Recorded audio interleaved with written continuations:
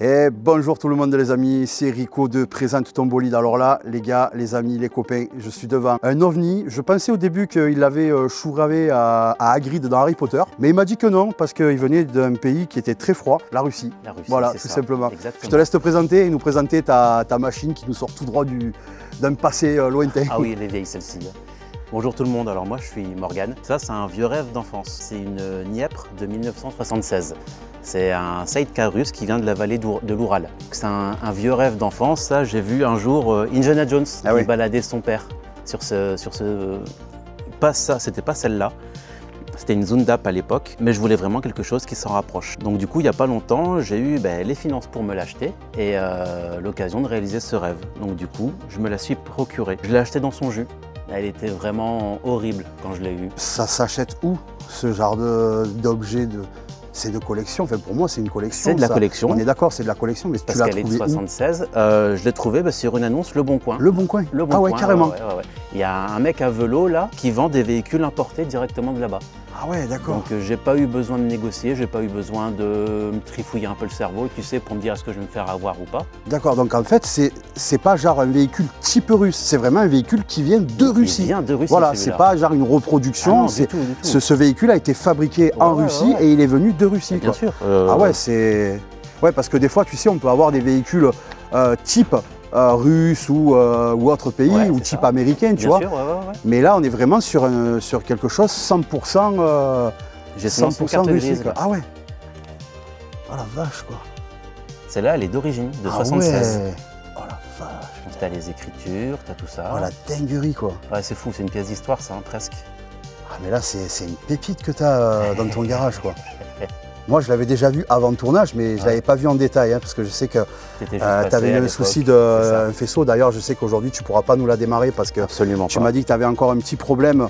Mais je tenais vraiment à venir faire l'épisode parce que c'est une pépite, quoi. Ah non, elle est géniale. Mais ouais, de savoir que ça vient de Russie, qu'elle a fait des milliers de kilomètres pour arriver jusqu'ici, c'est quand même dingue. Hein. Elle a passé moins de temps à voyager de là-bas à ici que de faire les papiers en France. Ah ouais. Ah bah il y en a pour 8 mois de papier. Là. Oh, 8 mois mais du coup, tu dois la faire passer aux mines et tout, c'est ça? Non, alors ça non, parce que c'est un véhicule de collection. Ouais. Du coup, tu n'as pas les mines, tu n'as pas tout ça. Par contre, tu es obligé de passer par la case douane, par la case impôt, et après par la FFVE pour la faire immatriculer en collection. Ah ouais, d'accord. Mais il n'y a pas de mine, il n'y a pas de modification à voir.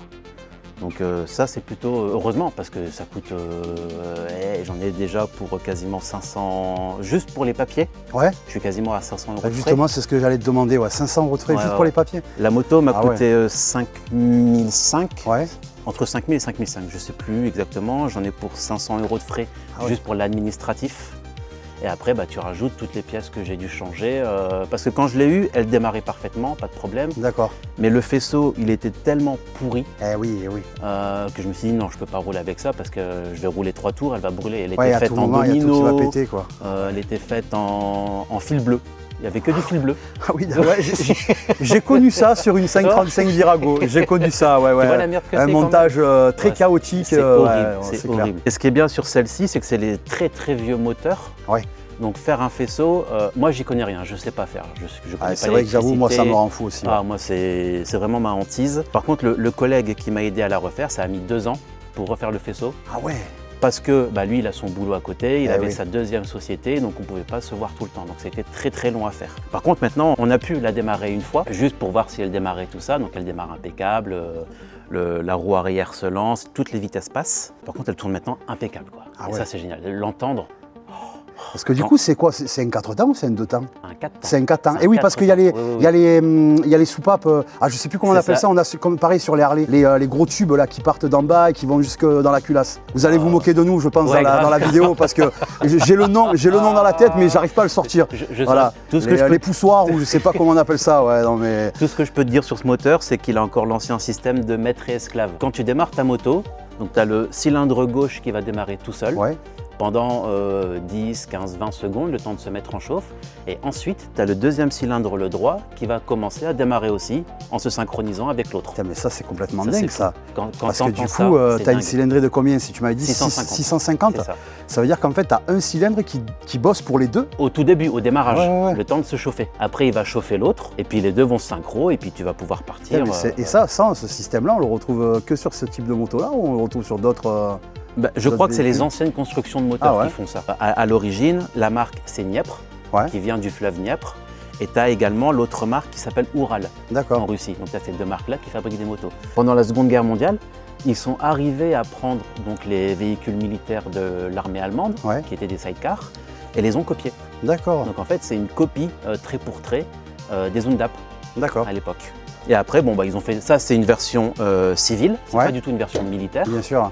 Donc elle est moins puissante, elle n'a pas le deux roues motrices, elle n'a pas le crochet derrière. Mais elle développe ses 38 chevaux, je crois, pour de la balade. Franchement, ça doit être tellement terrible d'être à côté avec le casque bol là, sur la tête. Je croise de temps en temps, c'est extrêmement rare. Un collègue qui en a une aussi là et qui se balade souvent ici là. C'est magnifique. J'en ai jamais croisé, pourtant je suis en moto tous les jours, en camion tous les jours. Et c'est vrai que sidecar, franchement j'en ai jamais croisé sur les routes. C'est très peu répandu. Ça va être très sympa. Ici dans le coin, je sais qu'on est 3 à posséder un sidecar. Donc il y a moi ici et il y a 2 collègues sur Nîmes qui ont également un sidecar. Et du coup, l'essence c'est quoi? C'est du 95 ou c'est du 95. Tu es obligé de mettre un produit et tu mets l'additif.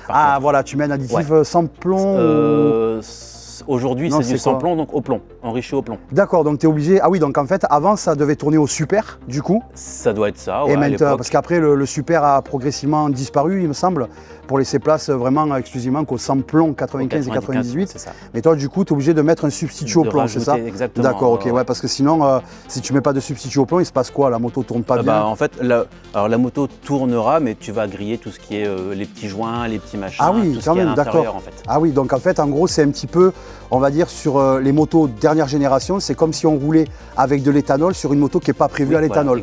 On va faire péter tous les joints et tout. D'accord, ok. Ouais, donc c'est une équivalence. Ça a besoin de plomb pour tourner, quoi. D'accord, ok. Ah ouais. Les vieux moteurs. Ouais, c'est ça, les vieux moteurs, comme vous pouvez le voir dans la vidéo, là, c'est vrai que le moteur, c'est complètement dingue. Le moteur à plat, bicylindre, comme tu me disais, c'est jumeau, c'est ça? C'est pas jumeau, c'est maître et esclave. Ouais, maître et esclave, c'est dingue quand même. C'est ça, donc c'est vraiment le cylindre de gauche qui prend tout en charge et l'autre qui le suit. Sur un véhicule qui est aussi vieux, de 76 comme ça, on se pose des questions, c'est au niveau du confort de conduite. Est-ce que là, ce sont des suspensions d'origine et est-ce qu'elles sont confortables pour conduire? Alors, tout est d'origine sur la moto. Il y a 2 choses que j'ai changées, c'est les carbus. Parce que ceux d'origine étaient vraiment trop délabrés. D'origine, c'est pas des super carbus. Donc là, je les ai remplacés par des carbus Dniepr, mais de génération au-dessus. Juste pour info, les précédents étaient des K65 et celui-là, c'est un K68. C'est juste pour une meilleure régularité et puis c'est beaucoup plus simple à gérer ces carbus-là que les anciens. Là, on voit une grosse partie noire là, qui part… Ça qu'est-ce que c'est? Ça, c'est le filtre à air. Ah, c'est le filtre à air, ça, d'accord. L'air arrive ici et c'est justement aussi pour ça que je ne peux pas la démarrer pour l'instant. Normalement, on a les manchons. Les manchons, ça a un nom, je ne sais plus. Et en fait, sans ça, tu ne peux pas démarrer. Parce que l'air n'arrive pas assez fort dans le carbu pour pouvoir démarrer l'ensemble. Je vois un bloc au-dessus, qu'est-ce que c'est? C'est l'alternateur, bobine d'allumage? C'est la génératrice. La génératrice? Et nous, on a des alternateurs. Et avant, c'était des génératrices. Elles qui créent le courant quand le moteur tourne. Et à côté, tu monteras, mais il y a le régulateur. Ah oui. À la base, donc c'est la deuxième chose aussi que j'ai changé, du coup, c'est le régulateur, parce qu'à la base, c'est un régulateur mécanique. Donc là, je l'ai remplacé par un électronique qui m'indique la puissance de la batterie, comment ça charge, etc. etc. Donc visuellement, c'est plus simple. La roue de secours, elle fait aussi bien pour la partie side ou… Exactement. Ou ça va aussi pour la moto? Ça va aussi pour la partie propulsion. Tu enlèves juste le bloc moyeu que tu réadaptes sur cette roue-là. Moi, j'adore le pneu là, les crampons comme ça, avec les petits tétons comme ça là. Ah, c'est beau. C'est… T'as juste envie de le mettre dessus et d'aller rouler avec et de l'user, quoi, sans déconner. J'ai vu qu'il y avait un kick, mais tu peux démarrer au kick et à l'électrique ou c'est vraiment que au kick le démarrage? Que démarrage vraiment au kick. Que au kick. Tu vois, une batterie, elle sert à quoi? En fait, la batterie, elle va te servir à alimenter tout le reste. Les feux, parce que pour celle-là, c'est un peu chiant, il faut s'y adapter, mais en fait, les feux restent continuellement allumés. À partir du moment où tu as mis le contact, tu as la veilleuse qui s'allume, hyper énergivore. Ça fait déjà 2 batteries que je perds comme ça en l'espace d'une journée. Ça te mange vraiment, mais tout le jus, quoi. La batterie n'est pas récupérable. Du coup, j'ai gardé l'avant-dernière qui est sur sa fin également. Mais j'ai la neuve que je garde pour plus tard. Putain, mais c'est complètement dingue quand même.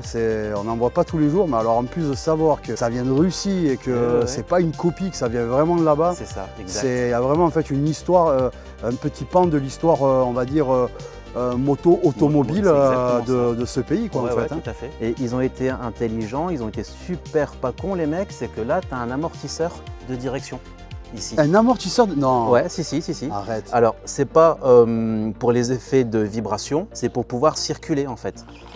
Tu vois, là ça se déplace facilement ouais. et en fait si tu le serres pour ta conduite, Ah putain, oui. eh ben, tu vas alourdir. Ah oui, effectivement, ça... Et vas-y, dès le... Effectivement, c'est lourd. Voilà. Et ça c'est pour pouvoir le stationner. D'accord, ok. Ouais. C'est dingue ça. Et du coup en marche arrière, parce que du coup ça a une marche arrière. Ça a une marche arrière? Ça a une marche arrière, Mais non. Je te promets, tu as un petit... Donc tout se fait comme sur les motos normales. Donc tu as l'embrayage avec ici le système de pédalier. Alors c'est spécifique à l'ancienne époque, Ouais. mais si tu veux, si tu appuies, là tu dois appuyer pour monter tes vitesses. Ouais. Et ici tu dois appuyer pour descendre tes vitesses. Ah ouais, d'accord. Tu vois. Et ici, là, tu as le petit levier qui te permet, celui-ci, qui te permet d'aller... donc là il est en marche arrière parce qu'on est un peu en pente, oui, oui. du coup je l'ai mis en marche arrière. Putain, mais c'est dingue, t'as carrément une marche arrière. Ouais. Ah ouais, mais ça c'est bien en fait, pour fou, pouvoir hein. te stationner, parce que C'est oui, génial. du coup tu peux pas non plus... ça se pilote pas comme une moto normale à deux roues, quoi. Non, Donc, ça reste léger quand même. Ouais. Ça doit faire pas loin des 350 kg, ça, voire même les 400. Et comme tu vois, c'est une petite pente là. Ouais, donc bien sûr. une fois l'amortisseur desserré, tu sais le manœuvrer à la main, Ouais. tu vois. Mais bon, c'est C'est en marche ouf, hein. arrière.